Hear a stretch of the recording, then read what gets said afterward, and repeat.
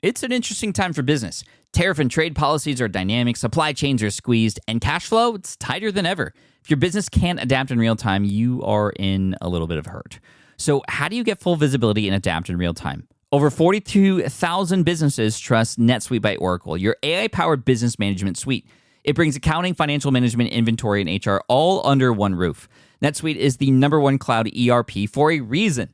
It's your single source of truth, giving you the data and control you need to move quickly. Real-time forecasting helps you move into the future with confidence, and with AI built in, you can automate the busy work and focus on strategy.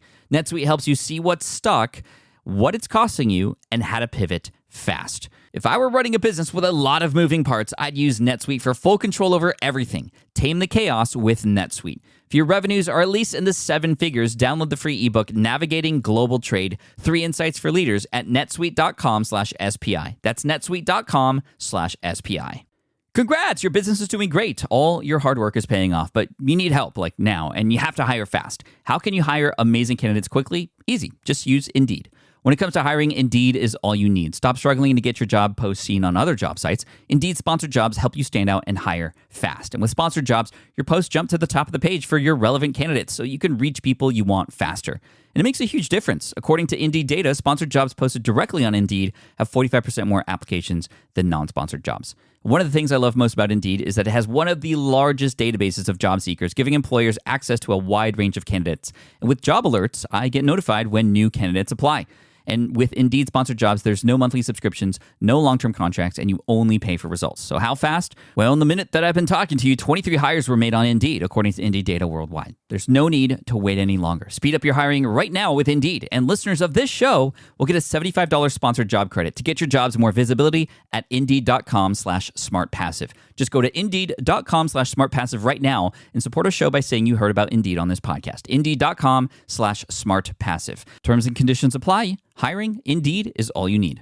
The perfect product launch. It's the goal for every brand marketer. High heat, fast sellout, and fans posting recipes like trophies. What do Sydney Sweeney's soap drop, Taylor Swift's tickets, and your next launch have in common? Well, they're not bought, they're bragged about. Fanfare turns your drop into a moment. Fanfare cues real fans, blocks bots, and builds launch experiences worth screenshotting. Want hype without the heartbreak?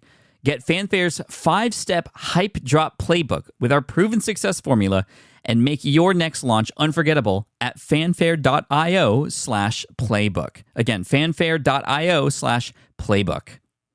This is a Smart Passive Income Podcast with Pat Flynn, session number 24. Booyah! Welcome to the Smart Passive Income Podcast, where it's all about working hard now so you can sit back and reap the benefits later. And now your host. He's still afraid of spiders. Pat Flynn. While DIY website tools are everywhere, most fall short on design and performance. Hit publish. Framer ships your site worldwide in seconds. No code, no compromises. Framer is a powerful, user-friendly platform that delivers developer-level results without writing a single line of code. Make your designs move and convert with Framer. Framer brings your site to life with powerful animations, dynamic content handling, and a design-first approach that helps your site stand out. Framer is the design-first, no-code website builder that lets anyone ship a production-ready site in minutes. Browse hundreds of pixel-perfect templates or even design something of your own on a totally blank canvas. Add bold animations like appear effects, text effects, scroll and looping animations, and much more in seconds. And it's free to start. The built-in AI handles the heavy lifting of generating starter layouts and can even translate your entire site to any language. On the back end, you'll get responsive breakpoints, built-in hosting, a flexible CMS, and privacy-friendly analytics. Ready to build a site that looks hand-coded without hiring a developer? Launch your site for free at Framer.com and use code SPI to get your first month of pro on the house. That's Framer.com, promo code SPI. Framer.com, promo code SPI. Rules and restrictions may apply. Hiring shouldn't be a hassle or a drain on your budget. Upwork is your one-stop shop to find, hire, and pay top freelance talent, saving you time and keeping costs in check all in one place. Companies at every stage turn to Upwork to get things done and find more flexibility in the way that they staff key projects and initiatives by assessing a global marketplace filled with top talent in IT, web development, AI, design, administration support, marketing, and more. And I've personally used them myself and can vouch for them. Posting a job on Upwork is easy. With no cost to join, you can register, browse freelancer profiles, get help drafting a job post, or even book a consultation. From there, you connect with freelancers that get you and can easily hire them to take your business to the next level. Upwork makes the entire process easier, simpler, and more affordable with industry-low fees. Post a job today and hire tomorrow with Upwork. Visit Upwork.com right now and post your job for free. That is Upwork.com to post your job for free and connect with top talent ready to help your business grow. That's UPWORK.com, Upwork.com. Go there now. Hey, what's up, everybody? This is Pat Flynn, and welcome to the 24th session of the Smart Passive Income Podcast. I am super stoked today because I actually have 3 interviews for you in this one session, a 3-for-1 deal for you today, and I can't wait to share these stories because they're going to inspire you, I promise. They're going to get you fired up to get stuff done, and they're going to show you that you can be successful online without having to talk about or build a business about or blog about making money online or blogging itself. Because I'm in this industry. I'm in the make money online niche, the online business industry, and I get a ton of people who tell me that the only way to really make money online is to talk about making money online. And that's not the case. I mean, you could do that. It's not easy. It's a very crowded niche now, super competitive. And honestly, there's a ton more people out there who are succeeding online in different industries, earning a passive income, living exactly how they want to live because of their online businesses outside of this make money online industry. They just don't have the platform to talk about their successes, or they just don't want to. I mean, why would they need to? They have no reason to, so we don't hear about it. We always hear about the people who are making money online from their own make money online blogs, such as mine. That's what everyone hears, so people think that that's the only way to do it. It's definitely not, and that's why I'm sharing these stories with you today. Actually, in this session, I have 3. In the next session, I'm actually going to be doing 3 more. So it's a total of 6 success stories in the next 2 podcasts from people outside of the make money online industry who do things they love and enjoy for a living. You'll get to hear about how they got to this point, their struggles, their strategies, stories, tips. It's just awesome content. I actually listened to a few of them a couple of times over and over again because they were just super crazy, unbelievably inspiring. So without any more fluff, let's get right to it. This first interview is with Keith Snow, and I'll let him tell you who he is and what his business is. And just understand that these are all previously recorded interviews. They're going to go back to back to back. Session 25, which is the next one, will go back to back to back as well. So enjoy, be inspired, sit back, relax, listen. You don't have to take any notes. Just know that you can do it just like these guys do. All right, everybody, I'm happy to have Keith Snow on the show for us. Keith, how's it going today? Going really great, Pat. What about you? It's going really well. Thank you for asking. Now, I'm curious, what do you do online? First of all, what's the name of your business, your URL, and then what is it that your business does?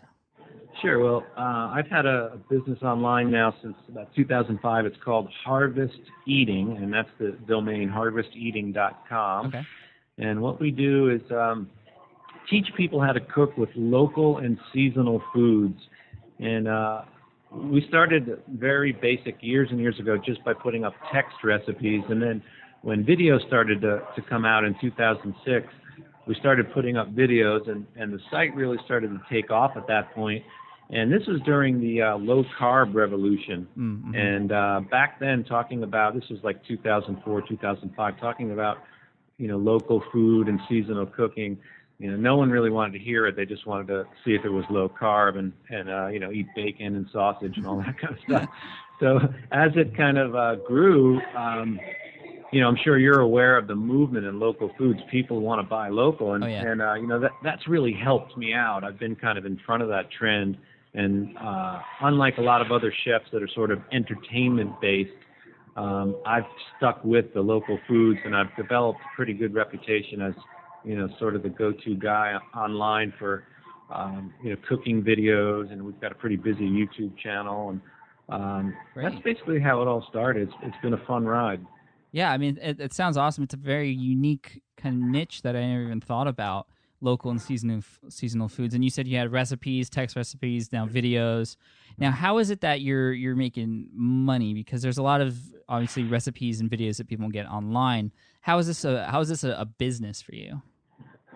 That's a great question, and I think this is one of the areas that your listeners should definitely pay attention to, because a lot of people get into the space, whether it be a podcast or a blog or whatever, and they want to make money right away. But as you know, it's really a lot of hard work, and I always tell people that I should have quit a long time ago, because I was kind of pig-headed and I wanted to succeed, and I just worked and worked and worked, and what we did was put out a lot of content, and my theory was let's put out a lot of content, let's develop the tools and the resources for people, and then we'll figure out how to make money later. And we've done all the similar things that people do, like we've tried Google AdWords, and we're a subscription-based website.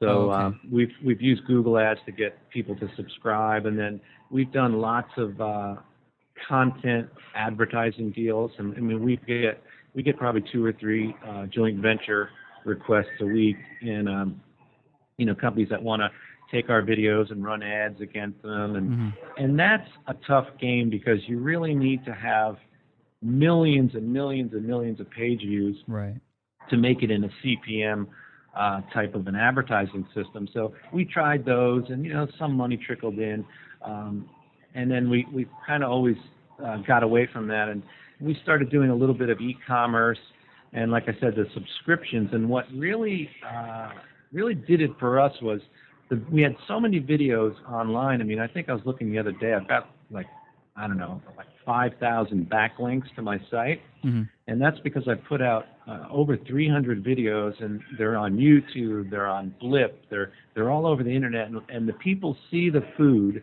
and it looks good. We do pretty high quality videos, so when people see the food, then they want the recipe. And as a chef, I never quite understood why the recipe was so important. I always thought, heck, you can see me make it. What do you need the recipe for? But that's really not the case, and the layperson wants that recipe. So what we did basically last year is we decided to put the recipes behind the members wall.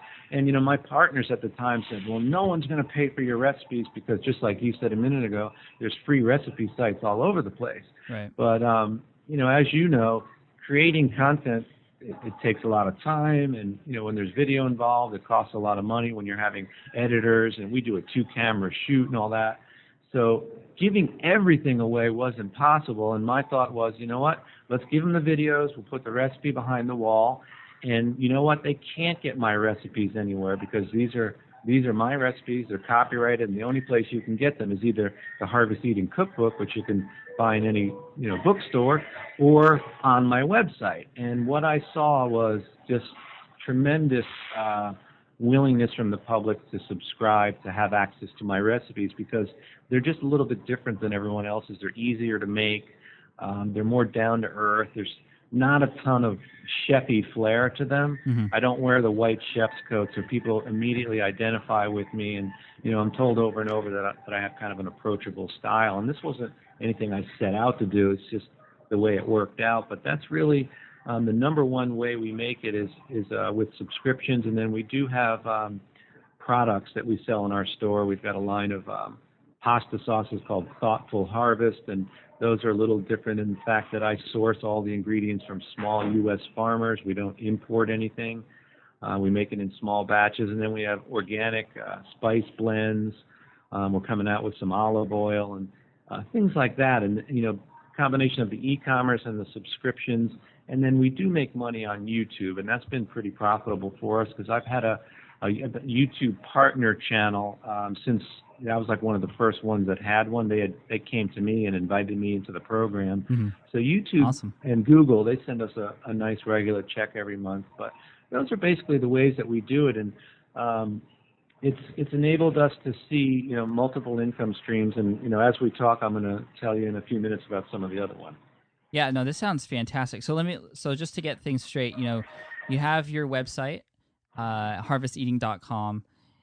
People can go on YouTube or on your website and just find a whole bunch of free content, the videos of all the different foods that you create. These are videos of you, right, actually creating this food on camera. Is that right? Right. And Yep. then you kind of offer, after they see the videos and see the different kinds of foods, then you offer them the recipe behind a membership site that people will pay a monthly. Are they paying monthly to have access to that, or is that? Yeah, well, we offer 3 plans. We offer a monthly, an annual, and then we just recently added what's called a lifetime plan. So for I think it's $199, they have access for life. And what we've done recently, I don't think a lot of other subscription sites do, is about starting in January, we now offer a mix of products that go with the subscription. So instead of just subscribing, you get instant access when you subscribe, and then a few days later, a box shows up on your porch, and it's got our organic spice rubs. It's got a couple jars of That's my really pasta cool. sauces, T-shirts, and it gives somebody something tangible in their hands, and it lets them know that this is a real brand. It's not just a blog. It's actual some business going on here. Yeah, I love that idea, and you're obviously very smart. And that is something that, I don't have my own membership website yet, but I've said this in podcasts before, that if I did, I'd want to do something special for each and every single person that subscribes or pays for a membership. I mean, that's really, really smart. And I think it's a great way to make sure that people who do become a member stay a member. Because one of the problems that a lot of internet marketers have, or people doing business online have, is once they get people into their program, they have a hard time keeping them there for a very long time. I think 3 months is kind of the usual time frame for a person to be in a membership website across the board. But it sounds like you'd have people on for a lot longer. Yeah, no, that's exactly right. And one of the things that I've found recently, and you do a very good job of this as well, is you're engaging with your customers. And when I started engaging with the people that contact me, whether it be through email or on Facebook or in the forums of the website, I mean, sometimes even by phone, I'll call people. Those people become like rabid fans, and they become extremely supportive of the website. Mm-hmm. So when you engage with them and they feel like, I mean, where else can you go on the internet, see a great recipe and a video and buy a cookbook, and then you can interact with the chef and the author, just about any time on that's Facebook. awesome. It doesn't exist, and that creates people that, maybe they don't want to stay subscribed because they can't afford it, but I just don't think they want to let me down. So we have very, very little drop off. And another thing that I offer is anybody that wants a membership, if they can afford it, great. If they can't afford it, I've never turned anyone down. And I give away hundreds of free memberships a year to people. And what I do is I make them email me and just give me a short explanation. And I'm happy to, I've got some 86-year-old women that are on Social Security and things Mm-hmm. like that. And, Mm-hmm. Again, by engaging and being real, it really helps with the, drop off or the attrition. Yeah, that's a great idea too. Like, I haven't even thought of that. People who can afford it, but who would probably be so touched by your generosity that they would do everything they can to go out there and repay you somehow. Yeah, I even had a couple of people recently that they wanted to have the membership, and they also wanted to have the box of goodies. And they said something like, when I get my next paycheck, or I'm waiting on a little bit of money, I really want to join.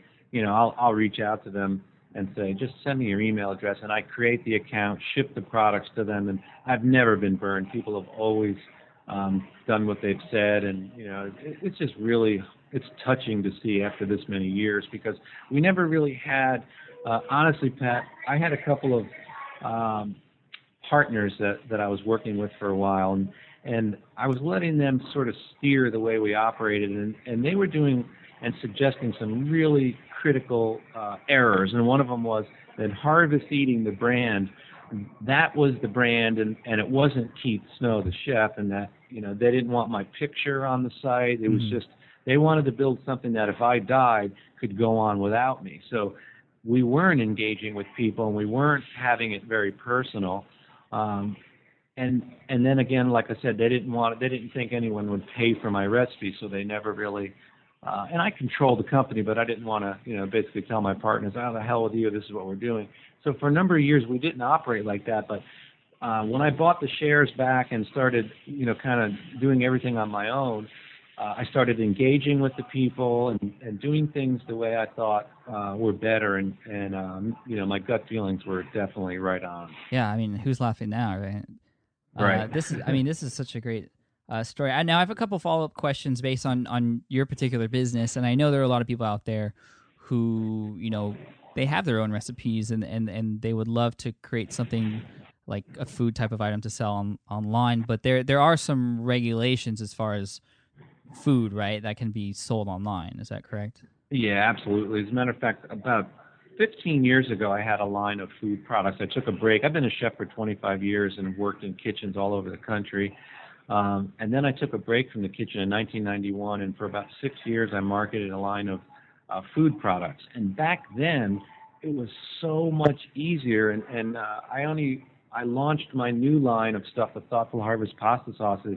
I think it was about September of 2010, and it took about 6 months to jump through the FDA hoops because they want to see your formula. They've never cared about that in the past, but they want to see your formula. They want to see the exact procedures that are used to make it. Of course, there's testing for bacteria and shelf stable and all that kind of stuff, and they want to see everything you're doing, and then you have to get what's called a process authority letter, and that's the FDA giving the food packers, because I use an independent packer to make my products, it's giving them the permission to proceed, and without that letter, they can't legally make it. So there are a lot of regulations, and this is why a lot of smaller companies never get off the ground, because you've got to have the determination to put up with 6 months of bureaucratic garbage. Yeah, well, I was going to say, it sounds like it's not exactly the easiest thing to do up front, but let me ask you, has it been worth it? Yeah, it definitely has. The products are successful, and the reorder rate is just crazy. I mean, so many people that try it. I mean, my marketing plan was I'm going to make an initial batch. I'm going to give every single jar of it away, and then if I wind up with customers after that, then I know I have a good product. If I don't, then either I go back to the drawing board or forget about it. And that's what I did. And man, we were getting something like 90%, 95% of the people that got a jar reordered. And we've got customers that order every month or every couple months. And, it's been profitable. And I sell them direct to the public, so I get a good margin for them. And, it's definitely a specialty item because, like I said, we don't import anything. And most of the, in the pasta sauce business, most of the companies are importing their garlic from China, their onions from Peru. And it's kind of a global product. And, if you look at my brand, I'm all about local foods. It would be somewhat hypocritical for me to be importing, cheese from Italy when we've got perfectly good cheesemakers here in the United States and Wisconsin. And, same thing with tomatoes. I can get them from California, or I can ship them across the ocean from Italy. But I sourced everything locally, and then on our website, thoughtfulharvest.com, you can actually see the places that supply the ingredients. So there's complete traceability in everything that's on the ingredient panel. And nowadays people, they have no idea what's in their food. And part of my mission is to give people back the control to see, okay, these tomatoes were grown on Red Rock Ranch in California. This olive oil was grown, harvested, and pressed in Lodi, California by this company, this family. Mm-hmm. And that's kind of how I've done that product. So I do have to get a premium for it because it's much more expensive than a traditional product. I mean, I remember the production partner, they were like, "Are you sure you want to use this olive oil? Because my olive oil, at a wholesale bulk price is like $35 a gallon." They're like, "We got oil here from, Timbuktu. It's $2 a gallon. You sure you don't want to use that?" I'm like, "No, don't want to use that." So it's, you got to have pretty strong ethics to do a product like that. It sounds like it. Now, I'm very curious about your subscription model for your recipes. About how many people would you say are in that membership right now? Oh boy, you know what? I do have my brother's in the business with me. Okay. He asks me that all the time, and I don't track it that closely, but let's just say it's maybe a ballpark. It's over 1,000. Over 1,000. Wow. And you have lifetime membership for $199. What are some of the other subscription-based models? Yeah, then we do an annual. I think the annual is $79, and that comes with products too, but just a little less. Uh-huh. And then we offer a monthly plan, and even for the monthly plan, somebody plops down. I think it's $7.99 a month. They're going to get a little package from me. They're going to get a full-size bag of our organic spices. They'll get a bumper sticker and a refrigerator magnet and a business card and That's stuff great. like that. So I try to touch every subscriber. That's great. I love that. So what has been the best part about doing business online like you are for you? Besides the business obviously taking off and doing well and staying strong and true to your ethics about food, and what has been the best part about doing business online for you? Well, I guess, my last job, I was the executive chef of a ski resort, a big ski resort in the mountains of Colorado. And I had, I think, over 400 people that were in my department. I had 12 chefs that reported to me directly. It was close to $10 million in Wow. food and beverage. And you'd think I had 12 restaurants. You'd think with all that food around me that I would be doing a lot of food. But the flip side was I was just a paperwork chef and a marketing guy and a guy that got interviewed by the local newspapers. But I never cooked. So when I left that, and I came home, you've got a child, being able to spend a lot of time with my family has been super rewarding. But then being able to go into a niche and lay down a line in the sand and say, you know what, I'm all about local and seasonal cooking. This is the style that I like. I like to teach people to cook with the seasons, and being able to do it online has given me the opportunity to reach. We've got over 25,000 members of the website. A lot of them are free members, and we've got people that are on our newsletter list from 140 countries. So it's really enabled me to get the word out. And then, the whole passive income side, after a lot of years of struggle and definitely a lot of financial investment and a massive time investment, now I'm seeing the recurring income. Subscriptions are great because they, every day there's money that's being deposited into our accounts. Mm-hmm. And, I go on vacation and I'm still earning my salary. It doesn't really matter if I work or not. I do still bust out a lot of work, but I can take, as a matter of fact, I just got back. I was gone in Europe from July 2nd until the 17th with my stove sponsor. I cook on a range called La Conche. Oh. And if anyone's interested in that, they can check out a website called FrenchRanges.com. So I went with the owner of that company, and we traveled through France and Switzerland and Italy for 2 weeks, and the orders for the e-commerce kept flooding in, and the subscriptions kept coming in. So it's enabled me not to have a boss other than myself. Yeah, that's been really great. That's awesome, Keith. Thank you for sharing your story. Now, what is just a couple more questions before we finish up. What is the most important thing you learned while growing your business? Something that you wish you had known before you started that you'd like to share with everybody? I guess really understanding that having a niche business, focusing on a small topic, at least in the subscription sort of business or the membership site, you can't have a really wide type of a business. You got to focus on something that's small, and you're going to find a community around whatever you do. You could be interested in, making pickles, and there's going to be a rabid bunch of people interested in making pickles, and you can build a subscription site around that. But focusing on something that you're good at and that you're passionate about. You can't do this business if you don't love it, because you're just going to fail if you don't love doing it, because it can be a lot of selfless work for the first few years. Mm-hmm. But staying focused on that. And then the last thing is you've got to engage with people, on every screen that they're, able to view you or interact with you, whether that be Facebook and Twitter and the forums of your website. And then again, remembering that people, you have a skill, you have some knowledge that people are interested in, and treating them fairly and giving more than they pay for, and going the extra mile. And in my case, when you kind of get a little bit of the whole celebrity chef thing, not being a snob. Reaching out to people. Every weekend I answer emails. Hey, chef, I'm about to cook a brisket. Should I be doing this or this? And, being able to spend your time and reach out with these people and stay connected and just engaged and make friendships. That's really the key, I think, for an online business. Yeah, Keith, man, I couldn't have said it any better myself. And I think that's a perfect place to end our interview. Now, if anyone wants to learn more about you, I would really be happy if you shared where they can find you. And also, I know you have a book, too. Where can they get that? Yeah, well, they definitely can check out harvesteating.com. That's really the mothership for everything I do. All the recipes and videos are there. We also have a very vibrant YouTube channel, youtube.com/user/Keith Snow.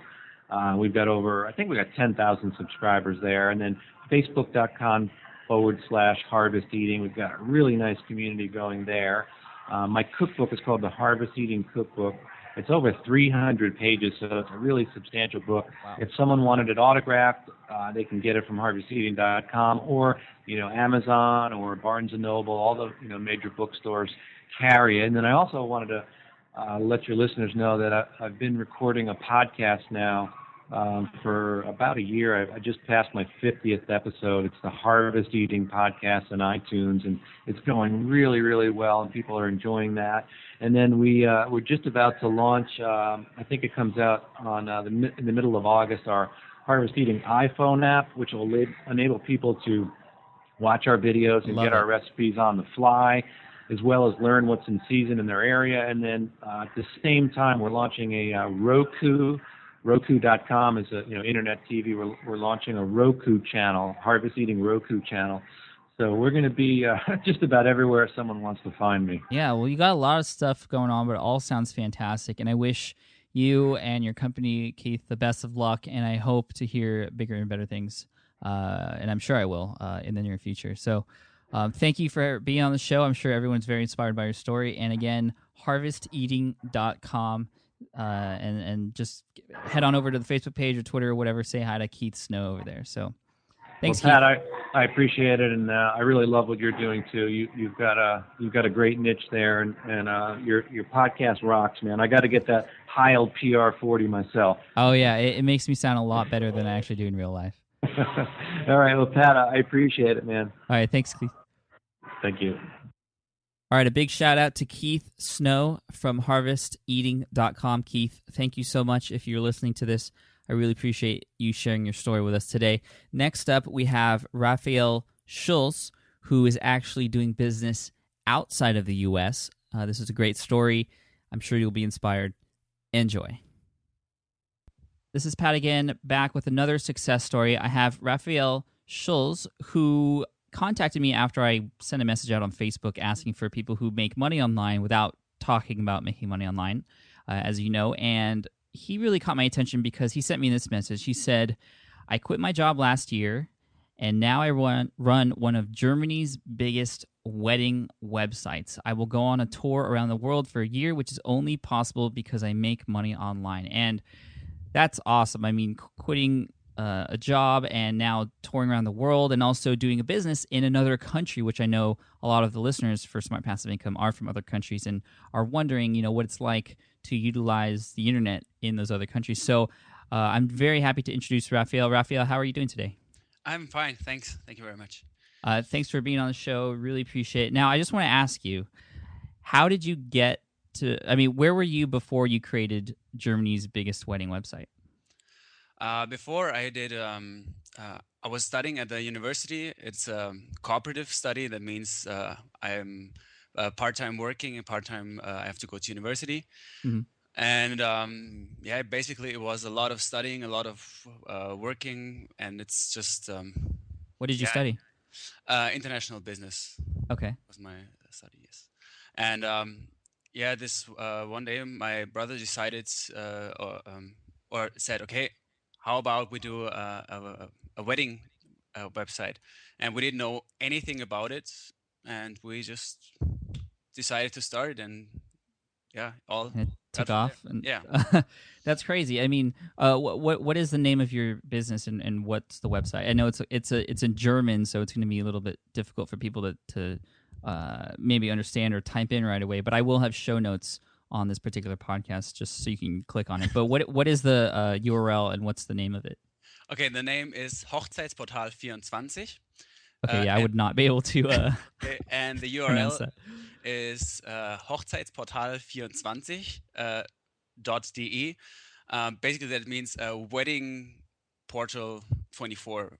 That is the name of our website. Okay. Now, how did it blow? I mean, why do you think it blew up so big? I mean, how did you become the biggest wedding website without even understanding anything about weddings? Okay, just to make clear, I'm not the biggest. I'm in the Or top 5. Okay, sorry, one of the biggest, but that's Okay. still a great accomplishment. I mean, Yeah. I'm sure a lot of us know, at least in the U.S., the wedding industry is huge, and I'm sure it is in Germany as well. So, please go on. Yeah. We started with a website. Really, we didn't know anything, and we had a different domain name, and we started learning about SEO and all that stuff. And after 1 year, I contacted different owners of wedding websites where I saw that they haven't done anything new in the last 2 or 3 years. Mhm. And I found this one website, and I saw they have pretty good rankings, and I would only have to change a few little things to make it better, to get better rankings. And so I made a deal that I bought the website for a pretty small amount of money, and yeah, that was basically what really helped me, because this website was about 6-7 years old. It already had lots of content. It had a lot of links. So I just had to tweak it a little bit to make it more SEO friendly, and to change the design so that it's more um, a little more a modern design. Yeah. Okay, so it was an existing site Yeah. that you purchased, and you saw that there was an opportunity just to take it to the next level. Obviously, the people who owned that site weren't doing anything with it, and you said you made it more SEO friendly. You changed the design, and did you see results right away after you made those changes? No, it took me quite a while. In the beginning, there were about 80 or 90 visitors per day. Mhm. And last year it went up to 200, 500, something like that. And then all of a sudden there was one big keyword that I'm ranking number one. And that just got me to 2,000, 3,000. And actually this year I'm up to about 6,000 visitors per day. Per day. Wow. Yeah. And Up from 80 to 90 a day yeah. to 6,000. Wow. And it was basically, it came in boosts. It was not steadily growing, but it was going from 200 to 1,000, and from 1,000 to 3, and then from 3 to 6, and really like steps. Right, and that's because of the rankings in the search engines. Is that right? Yes. Yes. So for those of you listening out there, I always talk about how important it is to do things other than SEO, because I'm a big proponent on great content and building relationships and stuff. But obviously SEO is important. Case in point, this wedding website and how dramatic that can affect your traffic. Now, as far as monetization on your site, how exactly are you making money from your site? Okay. Right now I have basically 3 different strategies. Okay. At the moment, the biggest part is advertising. I have a media partner. They're called Glymedia, and they look for big companies to publish advertising on my website, and that brings in a lot of money, because companies like Mercedes, for example, they pay a lot of money for advertising. So this is display advertising. And if I don't have any display advertising booked, then the website shows AdSense. So display advertising in AdSense, that's one strategy. The second monetization strategy is it's a directory, which we just started in February this year. So if you're in Germany and you want to get married, then yeah, you can find all the different service providers for the wedding on our website. And the businesses, they pay me a monthly fee to promote their business on our website. Okay. And the third part, which I just started in the last few months is affiliate marketing, that I promote products that I think that are good and that can actually help the people to plan their wedding better, or maybe if somebody wants to buy a wedding dress online, I just give them the links where they can buy that. All right. Wow, that's great. So you obviously have some good strategies. First one you said was advertising. So you have a media partner on board that goes and finds advertisers for you. That's great. Number two, you have the vendor listing, which is something that I'm starting to get familiar with. I have the security guard website, and I had been trying to do a similar model. So I'm going to be very interested in going to your site and checking to see how that works. And then affiliate marketing. And now, what would you say is your?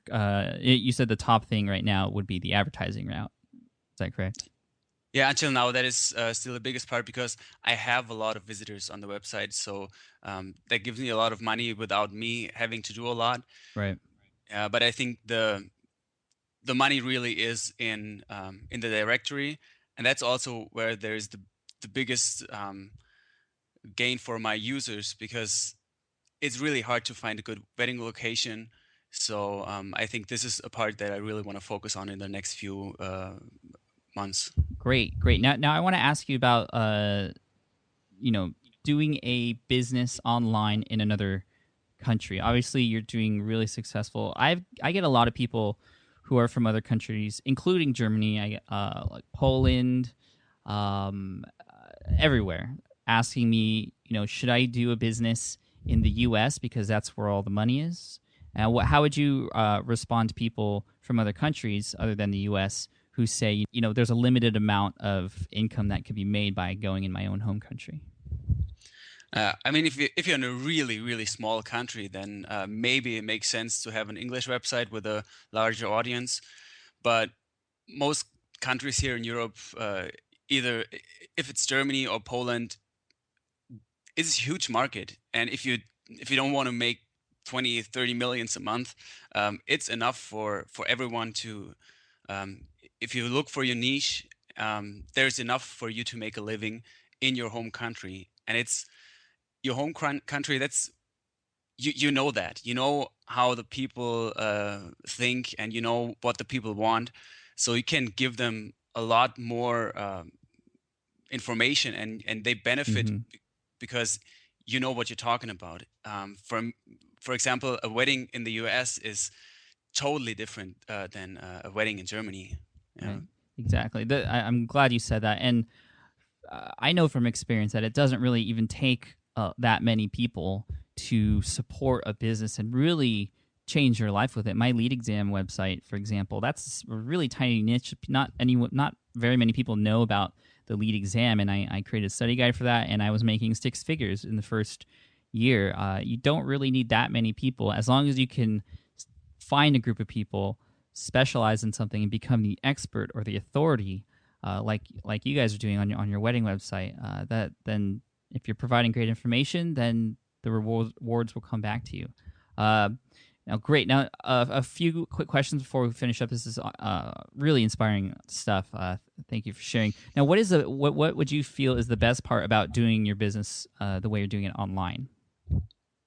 The best part for me is I can do whatever I want on during my day. I can work in the morning. I can work in the evening.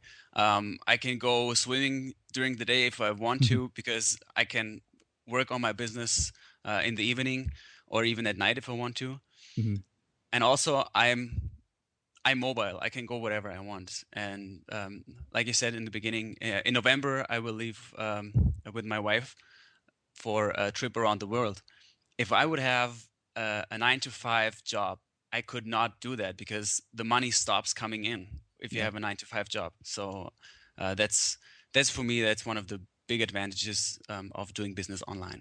Excellent. Very well said. And I think that's a lot of people's feelings on what the advantages of doing business online. Not necessarily just stepping away from your business forever, but just having the ability and the flexibility to do business wherever you want, when you want, which is great. Now, on the flip side, what would you feel is the worst part about doing business online?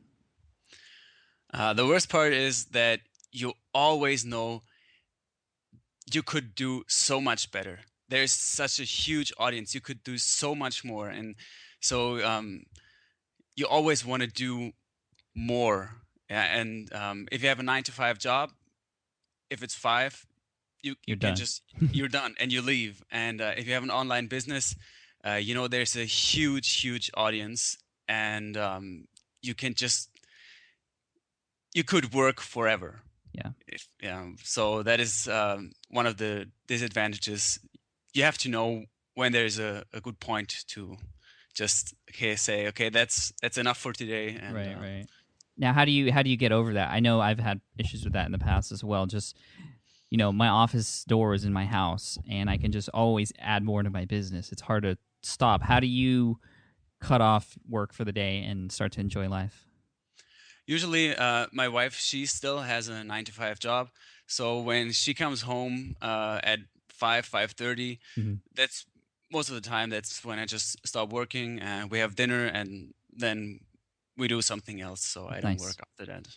Very cool. Now, the last question I want to ask you, which is a question for all the listeners out there, what is something that you learned during your journey of building your online business that you wish you had known before? Some tips or something that you wish you had known that can help the listeners out there when they're trying to start their own online business? I wish I would have known that it's important to look at other people who are already successful, and not just look at what they're doing, but actually try to do the same, or copy their methods. Methods, yeah, Yeah, absolutely. because I know a lot of things, and I've seen so many successful people, and I thought, oh yeah, that's great, and that's working for them, but I'm gonna do it my way. And I had to find out that there's a reason why all the successful people do the same things. Mhm. And I wish I would have known that beforehand. Right. That's a great point. Not necessarily creating something entirely brand new and revolutionary. You don't need to do that. As long as you look at other people who are successful, see what they're doing correctly, and kind of borrow those methods and strategies, not, copying them verbatim or stealing things. No, I'm sure that's not what you mean. Yeah. But, getting inspired by them, using the same tactics. And you're right. That's how I started too. I saw what other people were doing, and I tried to do the same thing, but then put my own voice, my own twist onto it, my own unique spin, so that you can still stand out from the crowd. So, Raphael, thank you so much for your inspiring story. I wish you and your website the best of luck. You're already there, but I wish you even more success. Enjoy your trip around the world with your wife in November. And if you could just one more time, I know it's going to be hard for people to write down, but again, I'll have show notes with links to all the websites here in this podcast episode. Can you mention your business name one more time and your URL? And maybe if you have a Twitter or Facebook, something you can where people can just say hi and thank you. Okay. My website is hochzeitsportal24.de. That's the wedding website. And if you want to find me, the best way to contact me is I have a small blog. It's 4hours1000places.com. So that's the numbers are written out. Okay. If you want to contact me, that's probably the best way. And that's also where I write a little bit about my journey around the world. Awesome. I'm sure people would love to hear more from you. So, again, I'll have links on the show notes there. Thank you so much. Enjoy the rest of your day, Raphael, and I hope we can talk again soon. Okay. Thanks for having me. Thank you. Bye. Bye. All right. Special thanks to Raphael for coming on and sharing his story with us. I'm not even going to attempt to say the URL of his wedding website. So I will have the links on the show notes per usual. So if you go to smartpassiveincome.com/session24, you will see those links there, as well as links for everything else mentioned in this particular session, smartpassiveincome.com/24. And last up, we have Daniel Himmel with a great story, millions of dollars involved, quit his corporate job to do online business. This is a good one. Please enjoy. All right, everybody, what's up? I'm on the line with another fantastic interview. I'm here with Daniel Himmel from Endurance Nation and Marathon Nation, and this is a fantastic story. And I'm going to let him tell the bulk of it, but I know there are a lot of you out there who were wondering if there were any people who left well-paying corporate jobs to do business online, and this is one of them. So I'm going to let Daniel take over. First, Daniel, I just want to thank you. Welcome to the Smart Passive Income Podcast. Sure, thank you. So start from the beginning. Where did you start? You said you had this corporate job and then you left it, and then to do what? So kind of just give us the breakdown and of how things went. Sure, it's a great story. I worked at the world's largest cosmetic company. I held a high position there. Mm-hmm. Six-figure salary, the whole 9 yards. During the end of this thing, just like a lot of people, I was becoming really unhappy with just the corporate environment, all the shenanigans that kind of go on every day. I had 8 hours of meetings, and I was still supposed to be productive for another 8 hours of production time. So, right. Just like most people, I was already kind of wishing I was out. During that time, I decided to train for an Ironman triathlon. Nice. When you train for an Ironman, there's usually a few different ways you can train. You can go out and purchase a plan on the internet from a coach, and they charge you $300, or you can get personal one-on-one coaching locally. Mm-hmm.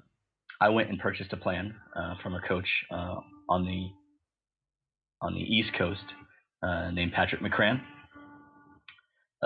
When I joined and purchased that plan, he had a site. You buy this PDF from him. He had a site, and you guys can go there and get supported through a forum and things like that. And he was also teamed up with another coach on the West Coast named Rich Strauss. So they already had this small business going, selling these training plans. They're both becoming pretty successful in their own rights, leaving corporate America and becoming full-time triathlon coaches. During this time, talking back and forth with them, I noticed they were pretty vocal about some technical trouble that they were having. So I approached them. We came up with a kind of a partnership deal, and we took their existing the existing team of maybe about 200 people on the team, paying a monthly fee of maybe, I think back then they were paying $10 a month. We took that and developed a whole platform where people get coached inside this community. It's almost like a private Facebook. You sign in, you get your training for the day, you talk to your teammates, you do lots and lots of cool things. We built this whole platform, had people sign on. Because of the new value they were adding, they raised the price to about $100 a month. And over the last 3 years, that's grown from 200 people to there's about 850 people paying. Wow. And actually, the price is just recently raised to $129 a month. So, but on average, there's about 850 people paying $99 a month. Me and Patrick from the East Coast.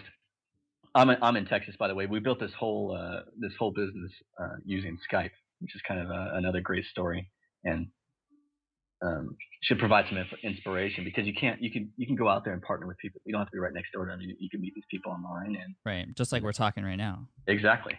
So it's really pretty funny. So me and Coach Patrick, we decided to take our learnings from Endurance Nation, and we built Marathon Nation. We opened that up in 2010, in April of 2010. We actually met in Austin the very first time. They had been writing me checks for a couple of years, and I had never met either one of the coaches face to face. So we met up in Austin for the very first time at South by, and we, in a hotel lobby, we built Marathon Nation, and we launched it a month later. And Marathon Nation is the same kind of aspect. It's kind of a private Facebook training for people trying to complete their marathons, get faster at marathons. That one is cheaper. It's about $30 a month, and we grew that from no members, from scratch, to we have about 350 members now. Plus, we train about another 100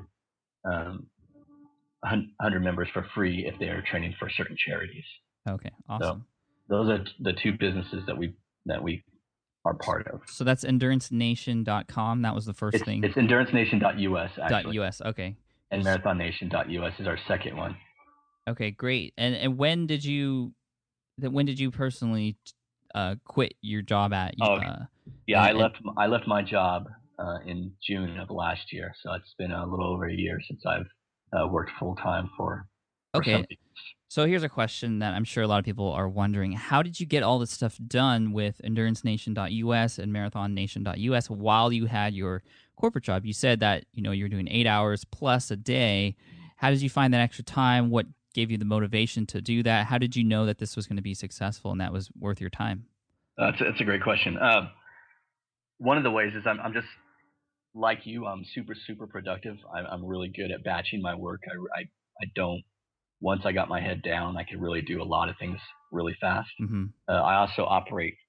We do a lot of things under the principle of good enough. We don't aim for perfection, but we execute fast and we just get things out there. So it didn't Right. take much time as a lot of people think. We didn't sit down and write business plans and stuff like that. We sat down in a hotel lobby and built a company, and Yeah. we just got it out there. So as far as extra time, I gained a lot of extra time from being super productive. Like you mentioned, virtual assistants helped me out a lot on some of my other stuff, and a lot of it was just that kind of the crush it attitude, the hustle attitude. So I would come home, and I knew it was worth it. I would come home and start working on my side gigs, which eventually turned into my real gig. That's awesome. I mean, those 4 things you mentioned are things that I apply in my life too, in my business, which has really helped me. And I think you summed it up perfectly. That's exactly how someone who does have a corporate job or who does work 9 to 5 should do it. Starting from the first thing you mentioned is really batching your work, working on being productive. Because when you're working 9 to 5, you probably don't have as much time as you'd like. So you better maximize your efforts and productivity when you do actually work. I'm really glad you mentioned that. Number 2, doing things good enough and not perfection. That's huge too, and that's something that I learned and I struggled with in the beginning of my business. Is I tried to make everything perfect, and nothing is perfect, and it really holds you back sometimes. And you can as long as you put things out there that provide the information that people want and they're happy with it. You don't have to be perfect. You can work on being perfect after you launch those things, for example, and improve. And what happens is if you have like a membership site, like you guys, for example, if it's good enough and people are happy with it, and then you start to perfect it, people in there are going to be even more happy. They're going to stick around. And that's something that I've noticed in a lot of other people's businesses as well. Number 3, you talked about VAs, something that I've been getting very familiar with lately. Super helpful. That's basically a great way to clone yourself and do work that you don't have time to do, which is perfect for someone in 9 to 5. And number 4, I think is probably the most important thing, is just that hustle attitude, like you were talking about. Really, if you want something, you're going to do what it takes to make it happen. So thank you for summing that up nicely, like you did. I mean, how did it? Was it hard for you to leave your job? I mean, were you ever worried about that, or did you just know that this was going to? Yeah. Yeah. I was totally worried, and so was my wife. I have a super supportive wife, and she's, for the most part, supported me through all this. But I was making a lot of money there, and by the time I was decided to quit, I was making a lot of money with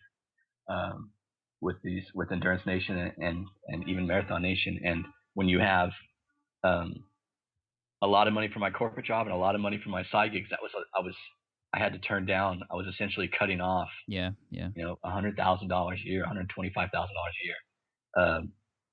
But was it worth it to you, do you feel? It was totally worth it, because now I couldn't imagine, and I was thinking about this last night. Last night I was really, really tired, and I couldn't imagine waking up in the morning and going to work now. It's just not part of how I operate anymore. I couldn't imagine thinking, oh man, tomorrow's Monday, I have to go into work.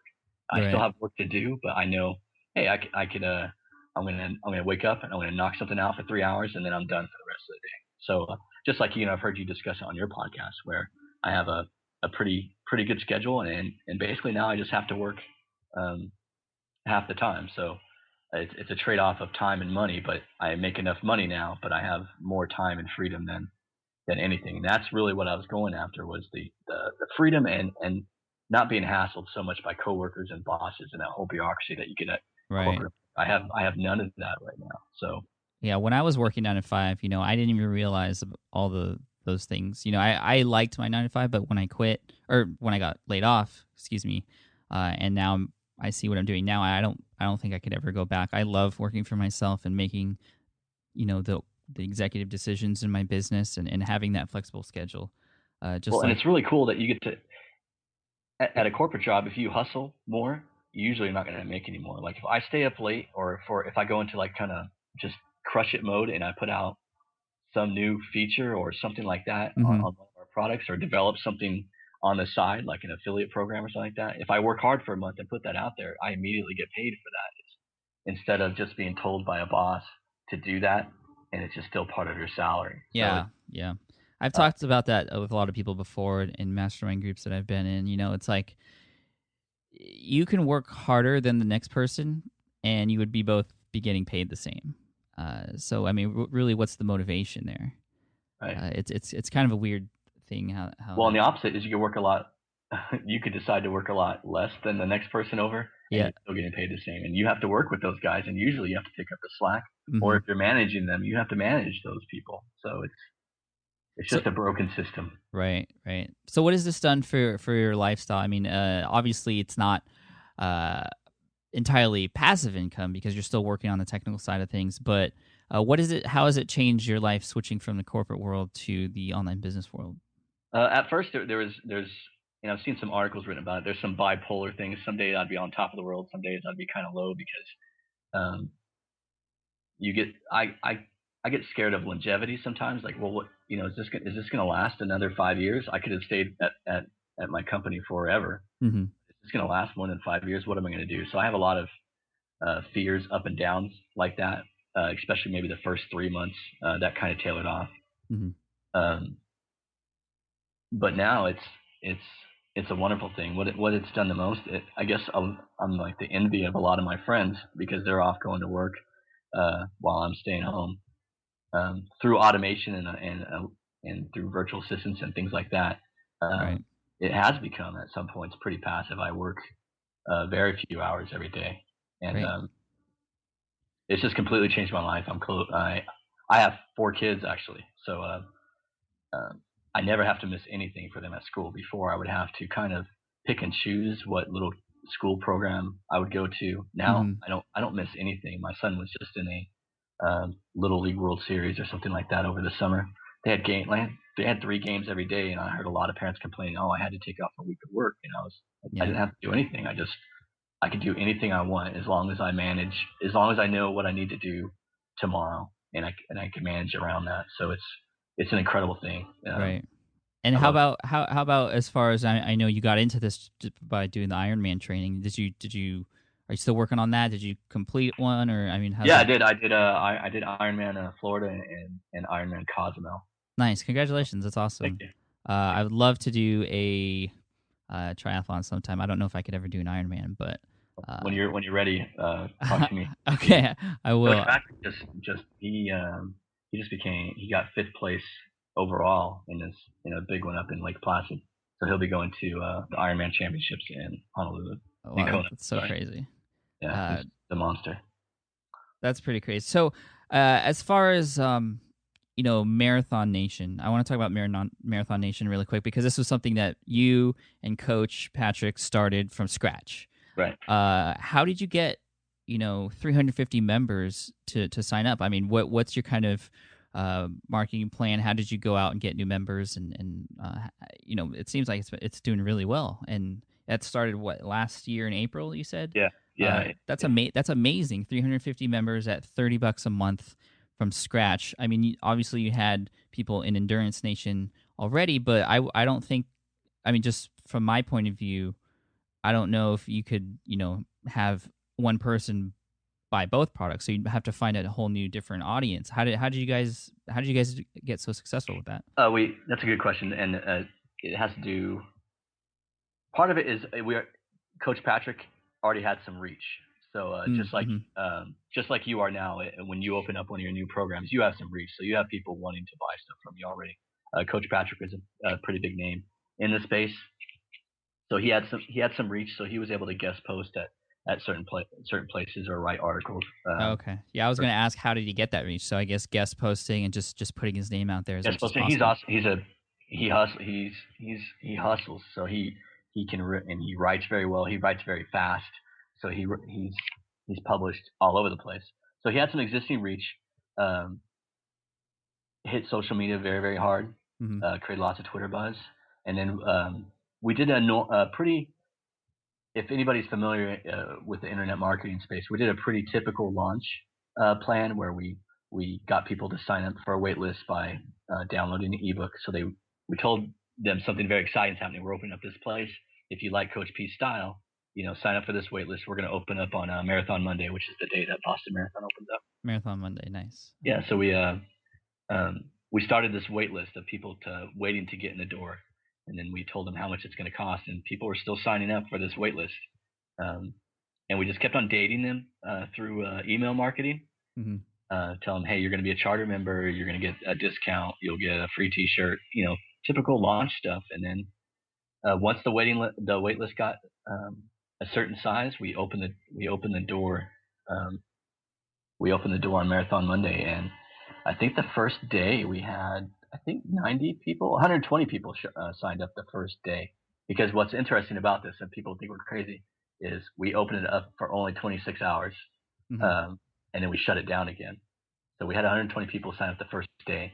We shut it down. We worked out some kinks in the system itself, because the platform itself is pretty tricked up. It's a really nice place to train. Mm-hmm. So we shut it down.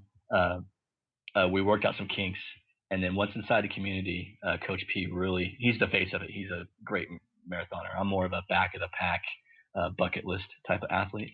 Yeah, and I apologize that he wasn't able to come on today. Maybe next time we'll have both you guys on to talk more about your story, because these are kind of more shorter, inspirational interviews, and this has been super inspirational so far. But I'd love to get you guys back on in the future to just talk a little bit more in detail, because this membership thing that you guys are doing, the platform, and just the way you're running your internet business, like people do in the internet marketing niche, in a niche is totally different. I mean, obviously, it's working really well. Right, we still use all those internet marketing strategies. Some of them I learned, from you, frankly. We still use all those things, but we're just not pitching We're not pitching how to make money online. We're training people to run marathons. So. Okay, so you had this. You had this. You opened it up for 26 hours. Yeah. Because there's 26 miles in marathon, right? That's pretty cool. I like that. And that's great too. Closing it down. I've seen other people do this, like Corbett Barr with his program in traffic school. Closing it off, which makes people who get in feel very special. And what you could do is you could work with them to tweak things, make sure the system's okay, so that when you do open it back up, there's going to be hungry people that are waiting to get in.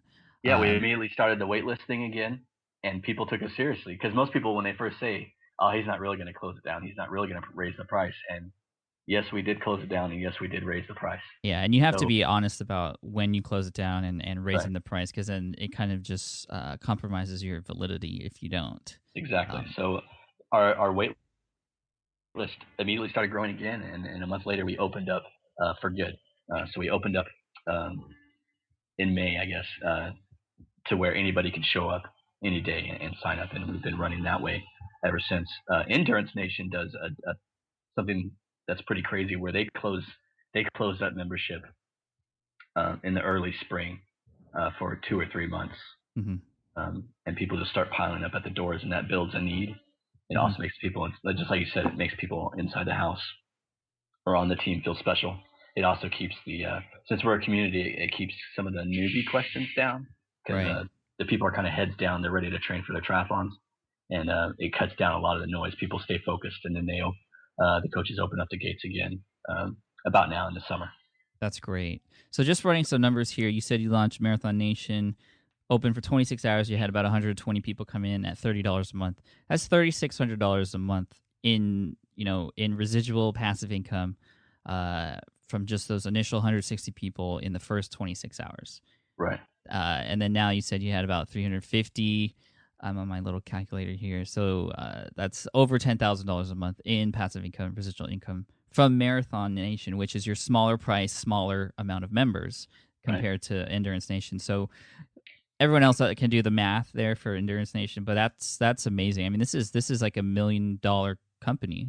Yeah, it's going to make $1 million this year. That's amazing. Well, congratulations, Daniel, and if Coach Patrick, you're listening to this in the future, sorry you weren't on today, but congratulations to you as well. And I'm just very happy for you guys. And this has been super inspirational, and it's really great to hear a story from someone coming from corporate world, with a little bit of that anxiety that we all kind of feel, or making a switch in our lives and really crushing it and hustling and doing some awesome work and really changing people's lives and giving value to the internet and everyone else who signs up for community. So congratulations, Daniel, once again. If there's a place where people can go to, like, feel free to drop in a couple websites, a Twitter or Facebook or something right now so they can come and say hi. Oh, sure. Just drop by, look for me on Twitter. That's the best place to get a hold of me. So I'm just at Daniel Himmel. Okay. You'll find me. Okay, so twitter.com/Daniel Himmel, Himel, Yeah. and endurancenation.us and marathonnation.us. So thanks again, Daniel. Before I leave, do you have any quick tips for anyone who is in the corporate world who wants to leave? Just words of wisdom based on your experience. Yeah, I think the transition. I think the transition is a good play. Hustle at night, especially if a good way to think about it is if a corporation is paying you money to do something. I guarantee you, there's people out there that will pay you money to do something where you get to keep the bulk load of it. Mm-hmm.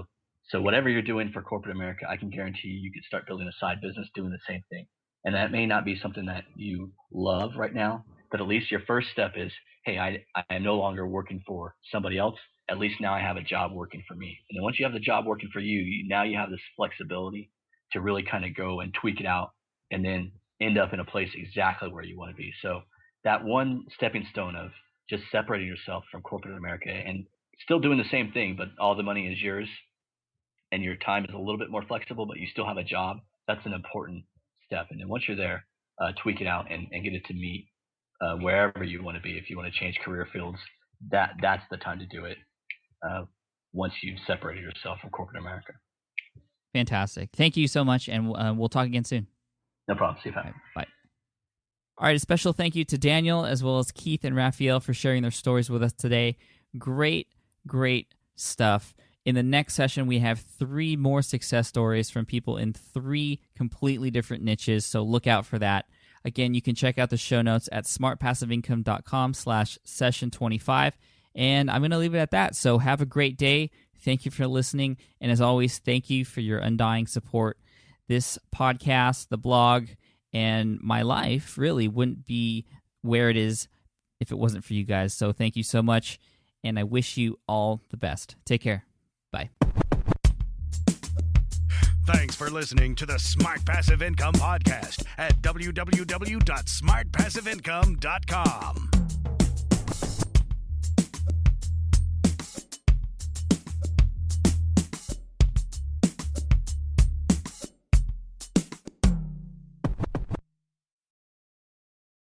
More people dream about building their own business and being their own boss rather than retiring early. But a majority of them never even take the first steps to register the business. Why? Because starting a business can feel overwhelming. With legal forms, paperwork, finances, it's a lot. And that's where Taylor Brands comes in. Taylor is a complete business builder designed to make launching your business simple and stress-free. You can register your LLC in just minutes, keeping your personal and business assets separate from day one. And from there, you can get access to everything you need to get off the ground, from legal documents, licenses and permits, invoicing and bookkeeping tools, and even a 100-day business coaching program to help you hit the ground running. You'll also get a free personalized business plan, branding tools, and so much more. And of course, our listeners get an exclusive 35% discount to get started. Just head to taylorbrands.com/SPI. That's TAILORBRANDS.com/SPI. Stop dreaming, start building with Taylor Brands. Hey, fellow podcaster, does this sound like something you've experienced? Record your podcast episode on one platform, download the files, edit in another app, then fire up a different tool just to create these social clips. Well, it can be clunky, time-consuming, and frankly overwhelming, especially for creators trying to grow. And that's why I'm excited to tell you about Riverside. Riverside is the all-in-one platform. Record, edit, and repurpose your podcast content all in one place. You just log in, record with your guests no matter where you are in the world, and just like that, studio quality audio and high resolution video. We use Riverside here at SPI as well now. With built-in AI, I can automatically clean up my audio, saving myself so much editing time, and it can even auto-generate clips to make promoting the show a breeze. And with Magic Clips, I can grab the best moments and repurpose them as short-form video, perfect for YouTube Shorts, TikTok, or Instagram, without re-recording a thing. So if you're tired of juggling tools and want a faster, simpler way to create and scale your content, it's time to try Riverside, built by creators for creators. Just go to smartpassiveincome.com/Riverside and use code SMART to get 1 month free on the Pro plan. That's smartpassiveincome.com/Riverside, promo code SMART.